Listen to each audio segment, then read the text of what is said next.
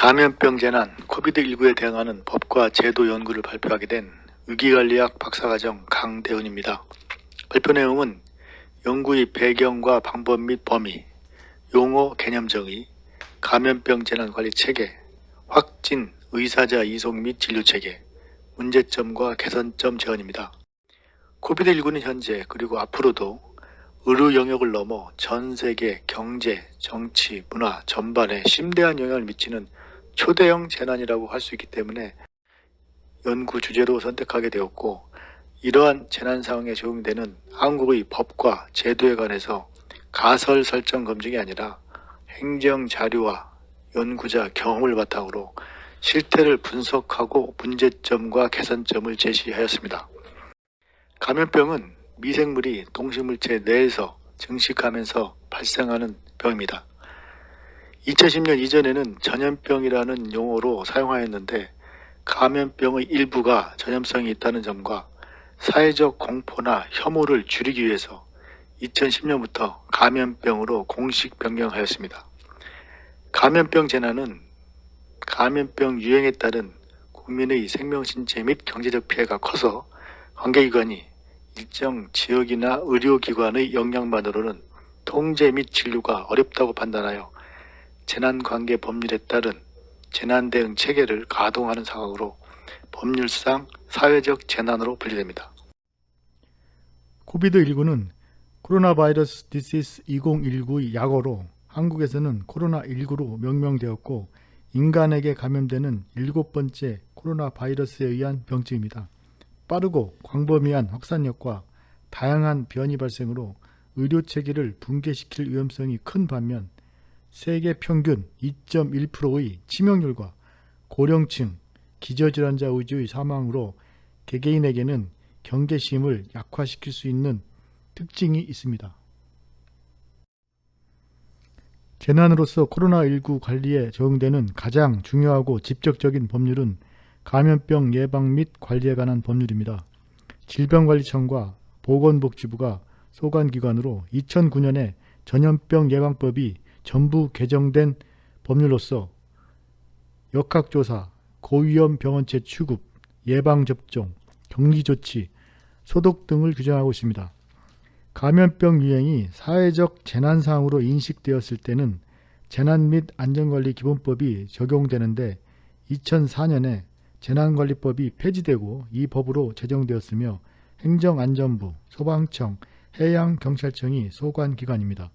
재난관리기구, 재난의 예방, 대비, 대응, 복구에 필요한 조치들, 인명구조 활동체계 등을 규정하고 있습니다.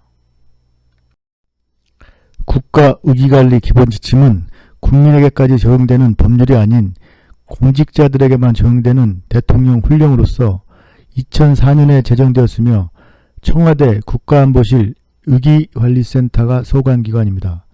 국가위기의 개념을 정의하고 국가위기 발생 시 의사결정 체계, 위기경보, 위기유형별 대응 매뉴얼 작성 등을 규정하고 있습니다. 이러한 법규에 따라 감염병 관리를 위한 세부 절차 및 기준과 정보를 담고 있는 매뉴얼들이 작성되어 운영되고 있습니다. 감염병 재난 위기관리 표준 매뉴얼과 코로나 바이러스 감염증 19 대응 지침 등이 있습니다. 국가 차원의 감염병 재난관리 체계는 방역대책본부가 구성 운영되고 의료기관과 의료 전문가들이 참여한다는 점 외에는 일반 재난관리 체계와 같습니다. 지방 차원의 감염병 재난관리 체계에서 짚고 넘어가야 할 한 가지는 보건소의 역할입니다. 일반 재난에서도 보건소는 다수 사상자 분류 이송을 책임지는 기관입니다만, 감염병 재난에서는 가장 핵심적이고 많은 역할을 하는 기관이라고 하겠습니다. 확진자, 의사자와 검체를 이송하는 책임은 보건소와 119 구급대가 함께 지고 있으며 군, 경이 지원하고 있습니다. 이송 자원으로는 운전석과 환자실 간 격벽이 설치되어 있는 구급차, 환자실을 대기압보다 약간 낮게 유지하여 병원체가 밖으로 확산되지 않도록 하는 음압 구급차와 음압 들것 등이 있습니다. 이렇게 우리나라는 유능하고 헌신적인 의료진, 양질의 의료 인프라, 잘 구비된 법과 제도, 정치적 비판과 논란이 있지만 효율적인 정부 리더십, 고도화된 정보통신 기술과 서비스, 발전된 산업기술과 생산 능력, 성숙한 시민의식 등을 바탕으로 코비드19를 통제범위 내로 관리하면서 집단 면역의 목표로 이행 중에 있다고 평가할 수 있겠습니다. 결론으로 문제점 및 개선 제언입니다. 문제점 첫째는 현행 규정상 확진 의사자 이송 주체가 보건소와 119 구급대로 변기되어 현장에서는 상호 간 책임 회피의 가능성이 있다는 것입니다.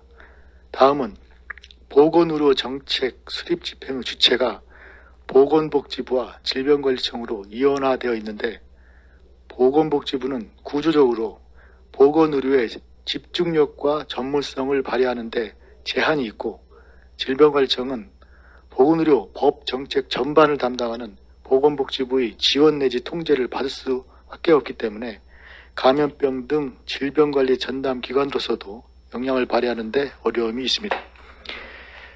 다음은 이송 진료 체계의 공공성이 부족하여 공공 중심의 이송 진료가 이루어지고 있고 대부분을 차지하는 민간 의료기관은 많은 요구 조건 충족을 전제로 참여하고 있습니다.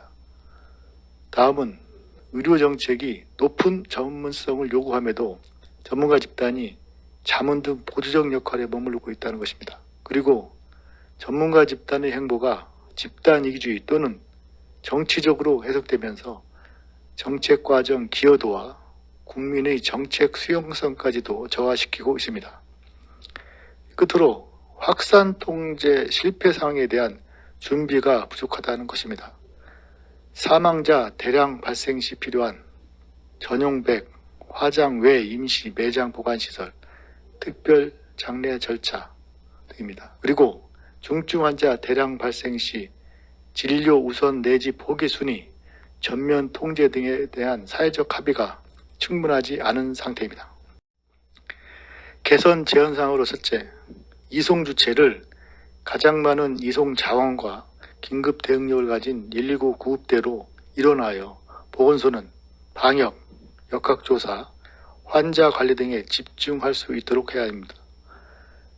다음은 질병관리청과 보건복지부의 보건의료 분야를 통합한 보건의료부를 신설해야 합니다.